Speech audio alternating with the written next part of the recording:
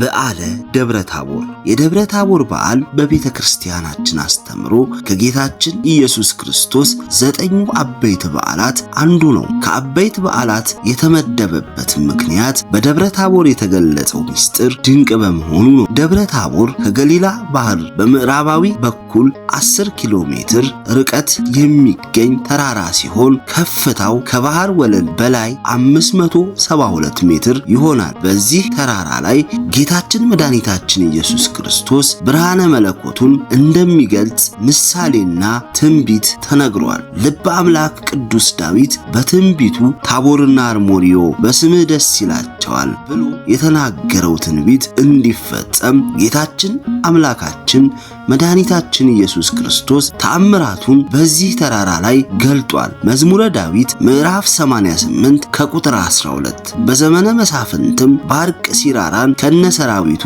ድል ያደረገበት በደብረ ታቦር ተራራ ላይ ነው። ምሳሌነቱም ባርቅ የጌታችን ሲራራ ደግሞ የአጋንንት ምሳሌ ነው። ጌታችን መድኃኒታችን ኢየሱስ ክርስቶስ ደቀ መዛሙርቱን በቄሳርያ ሰዎች የሰውን ልጅ ማን ይሉታል ብሎ ከጠየቃቸው ከ6 ቀን በኋላ አዕማድ ተብለው የሚጠሩትን 3ቱን ሐዋርያ ይዞ ወደ ረጅሙ ታቦር ተራራ ወጣ። በፊታቸውም ተለወጠ። ፊቱም እንደ ፀሐይ አበራ፣ ልብሱም እንደ ብርሃን ነጭ ሆነ።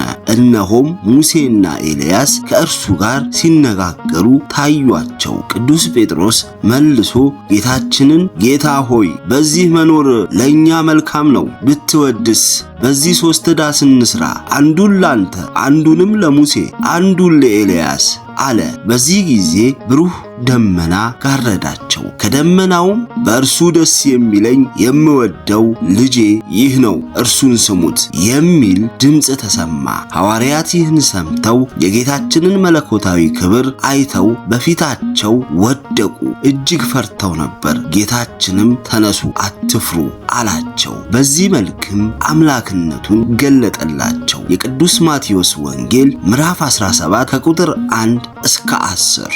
3ቱ ሐዋርያት ለምን ተጠሩ?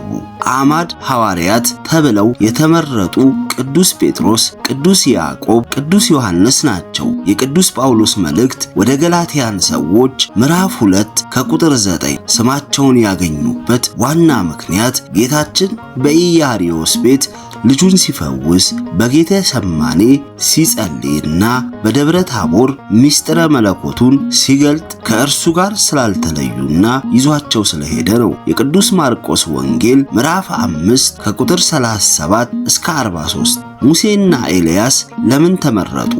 ሙሴና ኤልያስ ወደ ደብረ ታቦር እንዲመጡ ያደረገበት ምክንያት የባህሪ አምላክ መሆኑን እንዲመሰክሩ ነው። ሙሴ ከመቃብር ተነስቶ ኤልያስ ደግሞ ከብሔረ ሕያዋን መጥቶ የባህሪ አምላክነቱን መስክረዋል። ሙሴና ኤልያስ የተመረጡበት ሌላው ምክንያት ሙሴ ጀርባዬንም ታያለህ ፊቴን ግን አታይም ተብሎ ስለተነገረለት ዘጸአት ምዕራፍ 33 ከቁጥር 23፣ ኤልያስ በኋለኛው ዘመን ምስክሬ ትሆናለህ ስለተባለ ያን ለመፈጸም ነው። ካገቡት ሙሴን ከደናግላን ኤልያስን ያመጣቸው መንግሥተ ሰማያት በሕግ የተጋቡ ሕጋውያንና ሥርዓት ጠብቀው የሚኖሩ ደናግላን እንደሚወርሷት ለማስተማር ሁለቱን መርጧቸዋል። የደብረ ታቦር ምሳሌ። ደብረ ታቦር የቤተ ክርስቲያን ምሳሌ ነች። ተራራ መሠረቱ ከመሬት አናቱ ከሰማይ እንደሆነ ሁሉ ቤተ ክርስቲያን መሠረቷ በምድር ሲሆን ራሷ በሰማይ ነውና አንድም በሰማይ ካሉት ሙሴና ኤልያስን አንድም ከምድር ካሉት ጴጥሮስ ያዕቆብና ዮሐንስን ሰብስባለችና አንድም የወንጌል ምሳሌ ነው። ተራራ ሲወጡት አድካሚ ነው። ከወጡት በኋላ ሁሉም ቁልቁል አድርጎ ሲያሳይ ደስ ያሰኛል።